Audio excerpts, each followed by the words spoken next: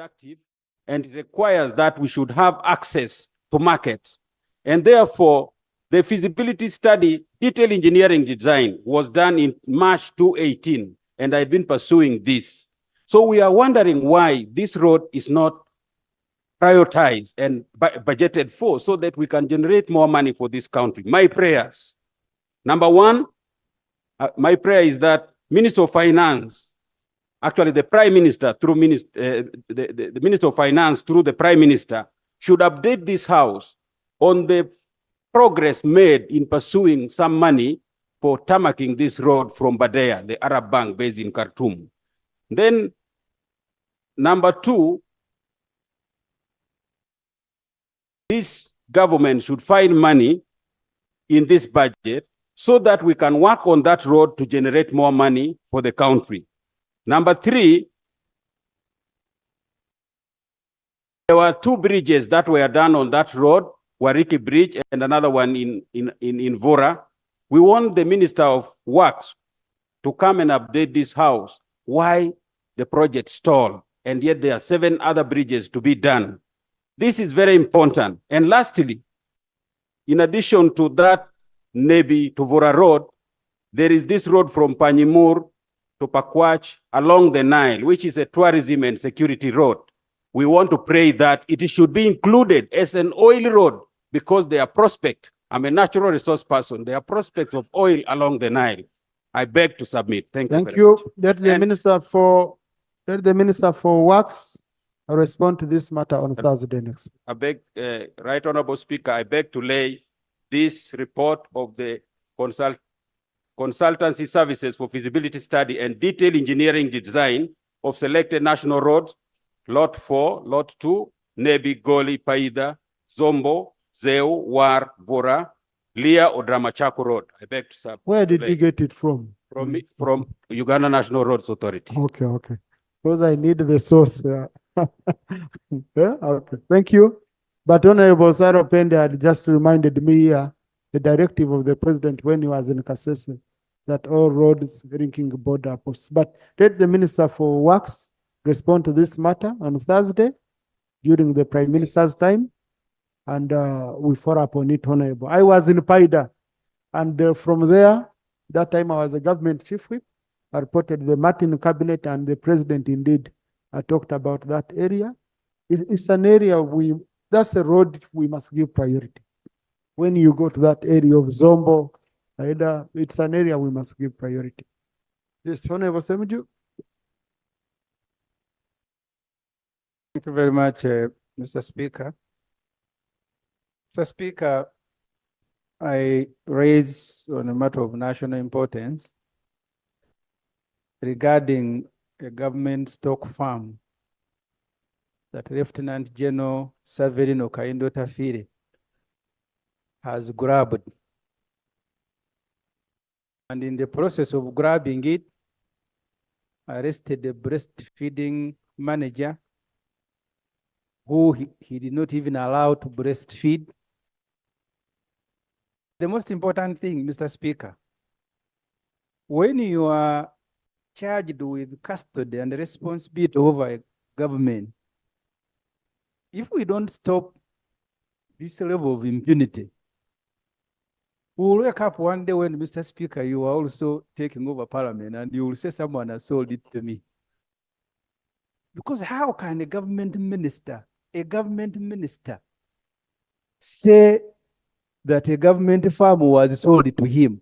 Because his duty should have been to arrest, since he's even in charge of internal affairs, arrest people who grab the government farm. But he simply claims that he bought it from them. Maybe if I had the way, I would get General Tafire and those who sold the farm to him and send them to Ruzira. Since I don't have, Mr. Speaker, that's why I'm raising this matter here. Can the government tell us whether the level of degeneration has reached this far that a minister can go and take over a government farm, arrest a breastfeeding manager, and tell her not to even breastfeed, and then he says, this one I bought it, I have chased them. Thank you very much, Mr. Speaker. Rob, you have? you, Right Honorable Speaker. I have a quick legal matter related to this issue. Firstly, there's a High Court ruling that set aside a special certificate of title that introduced third-party interests, which included General Tafire's third-party interest, because his was a third-party interest. So his interest is inconsequential, legally speaking. Number two, this Njeru stock farm, it houses the only livestock breeding plant for the whole of Eastern Uganda. Three, this very farm hosts the only liquid nitrogen plant that serves all hospitals in Eastern Uganda. So for the minister with so much impunity to grab this farm is depriving ordinary folks of service delivery. Right Honorable Speaker, if we allow such impunity to continue prevailing, we shall be depriving ordinary folks of service delivery. Right Honorable Speaker, there are positions that require a certain level of dignity and discipline. If you occupy an office as a minister, you must operate with dignity, with discipline. This is unacceptable, Right Honorable Speaker. Thank you. Now, we have elders in this house who help usually guide on such a matter, because I don't know whether, because I saw Minister for Agriculture complaining, then you have Minister for Internal Affairs also raising his own issues. Honorable Mururi Mukasa, such a matters. Because Cabinet Secretariat is under public service, the Office of the President, the head of public service. Right Honorable Speaker, and honorable members of Parliament, before I say anything as an elder, allow me to say Happy New Year, and specifically to welcome you back, Right Honorable Speaker, to this Honorable House. Now, this matter that has been raised regarding our senior colleague, Honorable Kaindo Tafire, is a grave matter. It's not a new one.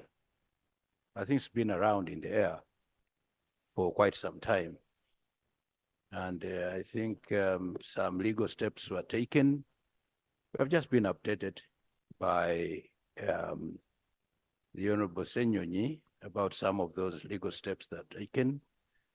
But I think really the best thing would be, in the circumstances, for us to request Honorable Kaindo Tafire, yes, to come up and say something. Allow me to make a personal statement. Allow me, Right Honorable Speaker, to quote a Luganda proverb, which says that Rubale womulamu tasamirirwa. In other words, the short and long of it is that Honorable Kaindo Tafire is here. He is an actor in this matter. That has been said. And I think it would just be opportune for us on Thursday for him to come and make a statement about it and maybe clear the air. Thank you, Right Honorable Speaker. Thank you for the guidance, Elder. Honorable colleagues, I want you to bear with me. I want to request this. I want you to bear with me on this matter. To begin with, that's why I had to seek wise counsel of our elder. But the unfortunate, Honorable Minister, the step you've advised us under Rule 55 or Rules of Procedure, a personal statement, a statement of personal explanation should be initiated by that person, that party. Okay? So we cannot just order, it's not good. I know Parliament handled this matter. Honorable Saropen, do you want to say something? Thank you, Right Honorable Speaker. Right Honorable Speaker, as rightly said by Honorable Mururi Mukasa, this is not a new matter. Parliament previously, the Committee on Agriculture, extensively investigated this matter A report was presented to this House with recommendations. Maybe we need to pick the discussion and the recommendations, what the House finally passed, and start from there, because it's not a new matter. And as far as I remember, I think government was asked to get back its farm, and if General Tafile has any legal claim, then maybe it can be compensated. But otherwise, it's not a new matter in this House. Thank you. Thank you, Right Now, Honourable Speaker. I want to give my final guidance on this matter. Let the Prime Minister, okay, handle this matter and then come and report to this House in 2 weeks' time. Let us give the Prime Minister time. These are, I saw cabinet ministers exchanging in the media and all that. I think we give the Prime Minister a chance, and maybe cabinet at its level. I'm sure it's, I saw the minister in the papers saying he will raise it in cabinet. So let's give them a chance, and the Prime Minister should report back in 2 weeks' time. Okay? I hope what is very important is that the manager should be released. Prime Minister take up this matter. Okay?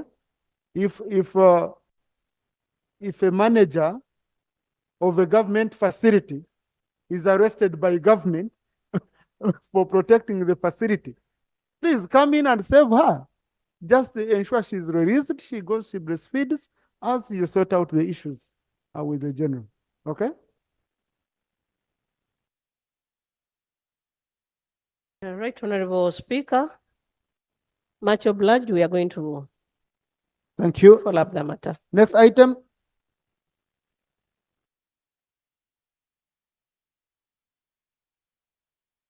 Statement by the Minister on celebrations marking the 38th NRM Victory Day anniversary. Minister for the Presidency.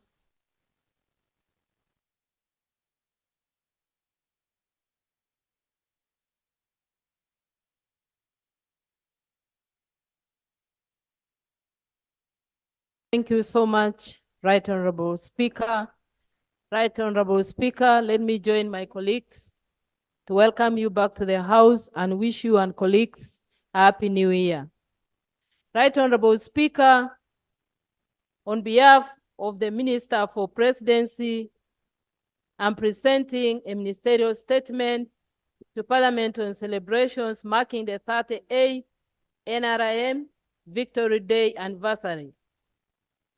Right Honorable Speaker and colleagues, this ministerial statement seeks to inform Parliament about the 38th NRM/A Victory Day anniversary, which will be celebrated on Friday, 26 January 2024.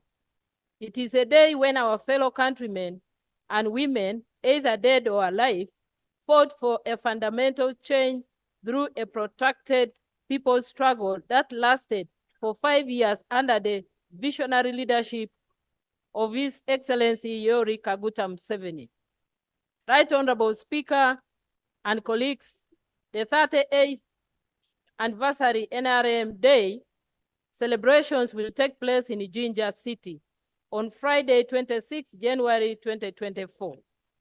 Right Honorable Speaker and colleagues, wide interministerial consultations with Ministry of Defense and Veterinary Affairs, Political Commissariat, Uganda Media Center, and Cabinet, among others, were carried out for a theme to appropriately signify the importance of holding these celebrations. The theme takes cognizance of all the efforts and sacrifices made by the brave men, women to liberate Uganda from anti-people forces that had held citizens hostage during the immediate post-independence era of our country. Right Honorable Speaker and colleagues, it is for the above considerations that the theme of the 38th NRM/A Victory Day anniversary celebration is building a country we all cherish.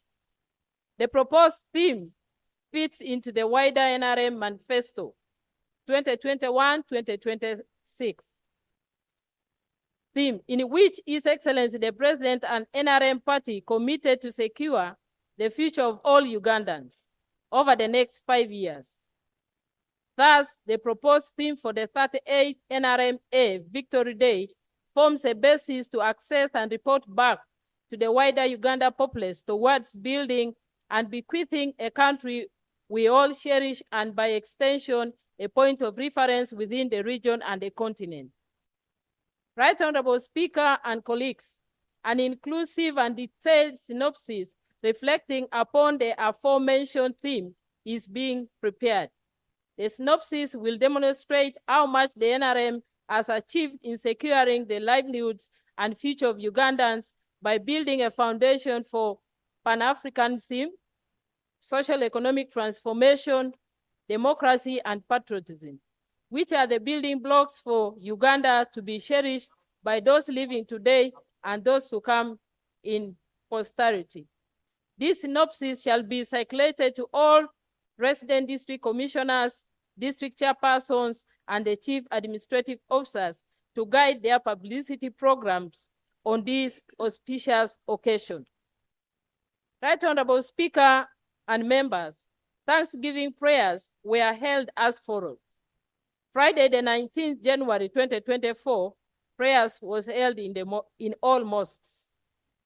Saturday, the 20th January 2024, prayers was held in all 7 Adventist churches. Sunday, the 21st January 2024, prayers was held in all other churches. Right Honorable Speaker and honorable members, the publicity program for this event began 2 weeks ago. This includes talk shows and discussions at both national and district level. At the national level, they were held on televisions and radios that have countrywide coverage. These media houses included UBC Group, Vision Group, NTV, NBS, and Top TV. Social media campaigns organized by the Uganda Media Center on WhatsApp, Instagram, started at least 2 weeks to the D-Day. Talk shows by RDCs at the district level on local radio stations across the country. The Uganda Media Center will send information to all RDCs, focusing on the theme and synopsis to facilitate the dissemination of similar messages to masses countrywide. Syndicate articles in the print media by the Uganda Media Center to engage editors of various newspapers to publicize the day. Display at strategic locations in Kampala and the Busoga sub-region of PVC banners to further enhance our publicity. A press conference by the minister in charge of the presidency was held on Monday, the 22nd January 2024 at 10 a.m. at the Media Center. Live coverage of the main event by UBC television and at least 3 other private TV stations, the Vision Group, NBS, and NTV. A commemorative magazine published by the Uganda Media Center to be distributed on the D-Day to the invited guests at the venue. A synopsis which was prepared by the Uganda Media Center was availed to RDCs to enhance publicity by our various media partners. Right Honorable Speaker and colleagues, the NOC has so far extended invitations. Right Honorable Speaker and members, the NOC has so far extended invitations to approximately 800 dignitaries to be sat in the presidential tent in strict adherence to the COVID-19 standard operating procedures. The above notwithstanding, the district leadership will mobilize the general public in big numbers who will not require invitation cards and COVID-19 tests to attend their celebrations.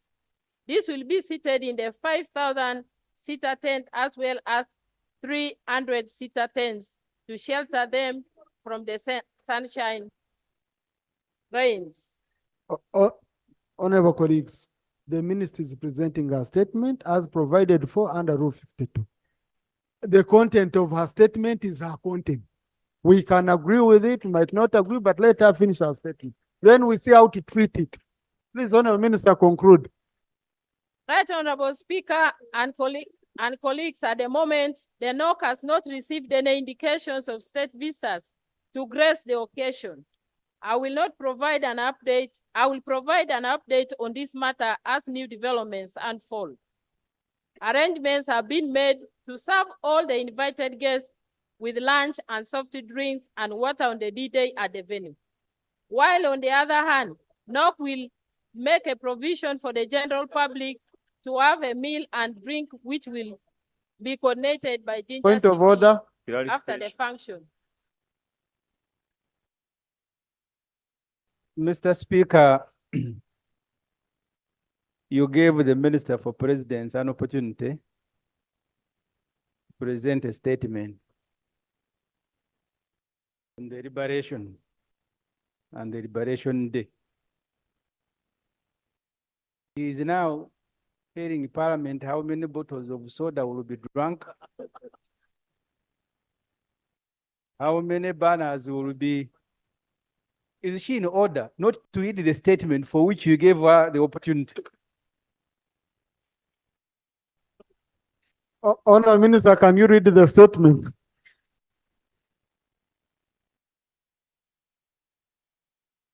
Thank you so much, Right Honorable Speaker. I was trying to tell my friend, Honorable Semuju, that you will have enough food there and drinks. Right Honorable Speaker, a parade will be mounted by the UPDF, Uganda Police Force, Uganda Prisons, and Uganda Wildlife Authority.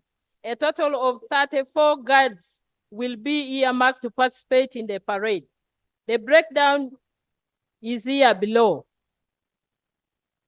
Each guard will comprise of 20 persons. Go on investor. Let's go on investor. My apologies. Each guard will comprise of 20 persons. The forces will be expected to wear their respective ceremonial attires during the celebrations.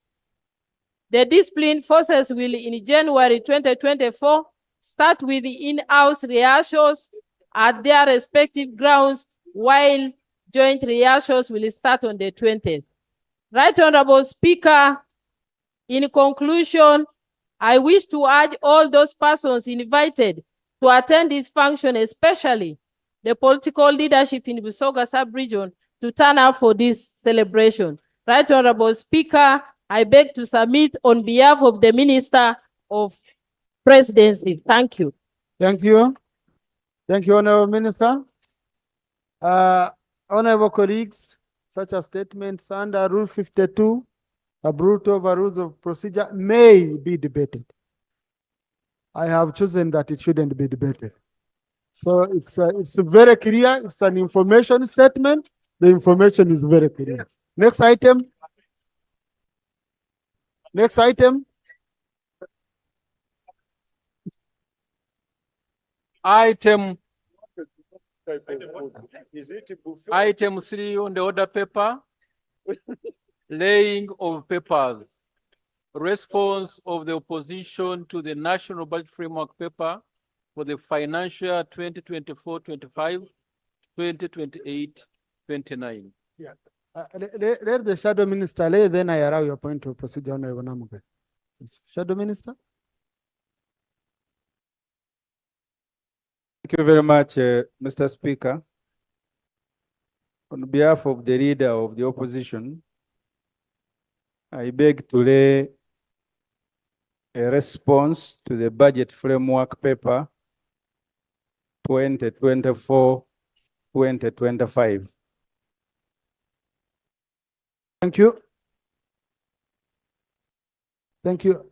Now, honorable colleagues, the leader of opposition invoked Rule 53 that allows him to bring statements. including responses like to budget framework paper and all this. So this document, clerk, please upload it on al fresco for members to be able to read through. And also the Minister for Finance will receive it, and it helps you.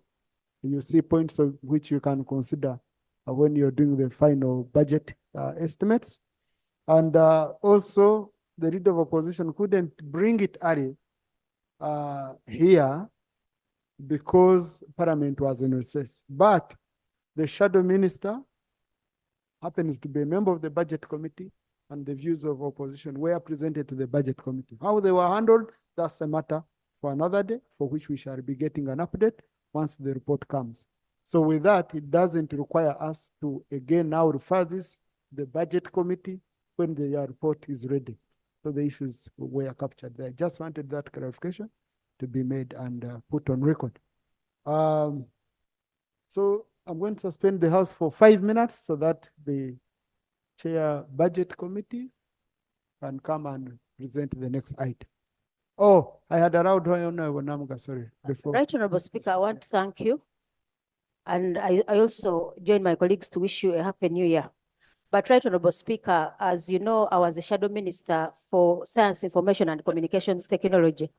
And when my sister was communicating about publicity, I don't intend to respond to her statement, but I wanted to bring to your notice something that is very important to this country and for the Minister of ICT to really update this country about communication and publicity, where UBC will be in charge as a national broadcaster of ensuring that Ugandans watch this event.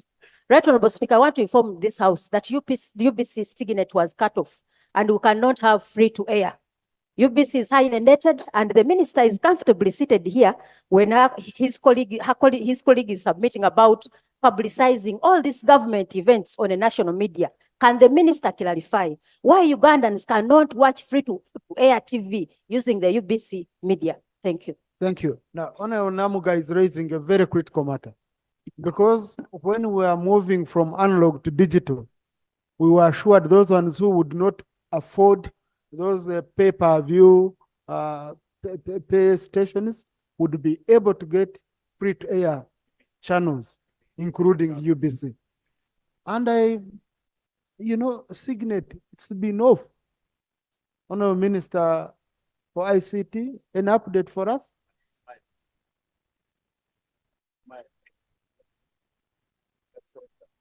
Thank you very much, Right Honorable Speaker. And I thank my sister for raising the issue. Yes, the migration process from analog to digital has been on, but is not yet complete due to budgetary constraints. You have asked for a response, and I'm giving it to you. Yes, I don't have to say what you should hear. I say what is factual. Now, Honorable, some guidance. Yes. You see, we have found it sometimes when we are cleaning up the Hansard, okay? When you start responding to voices which are not on record. Now, someone who is reading the Hansard and didn't understand what they were saying says, but what's wrong with this person? He should have been throwing. So please, don't bring matters which are off record, on record, through your responses, okay?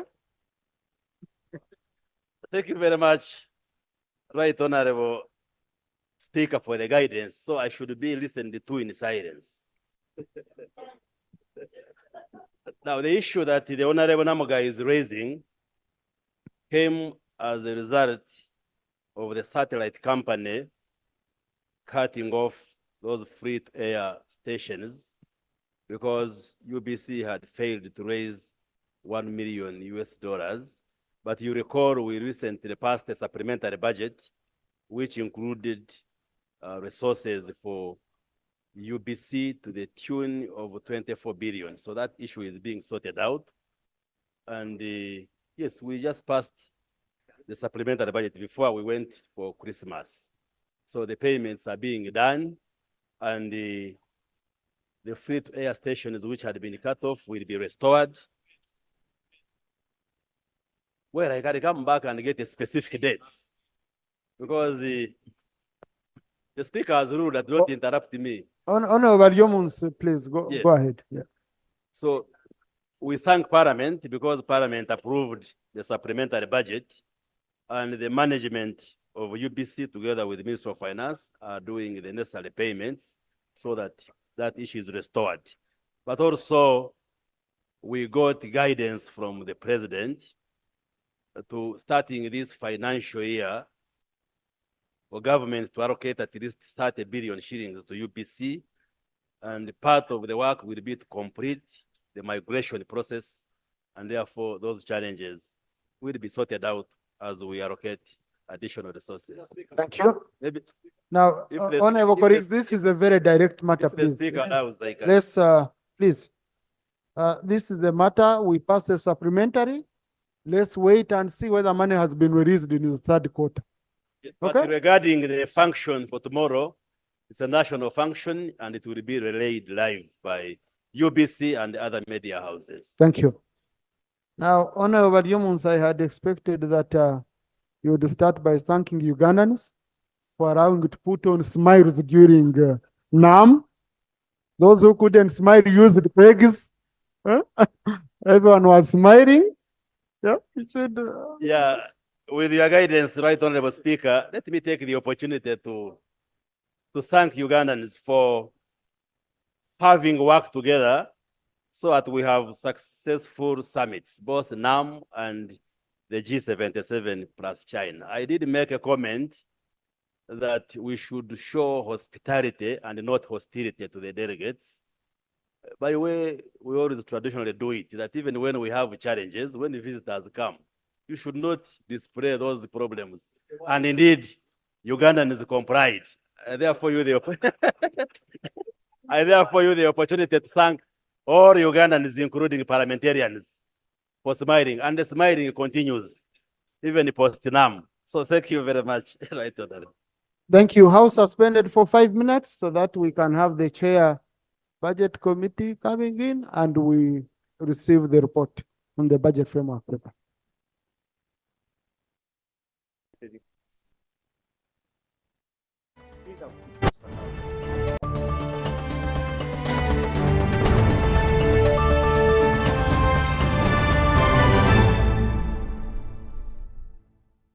Pick of the day on UBC.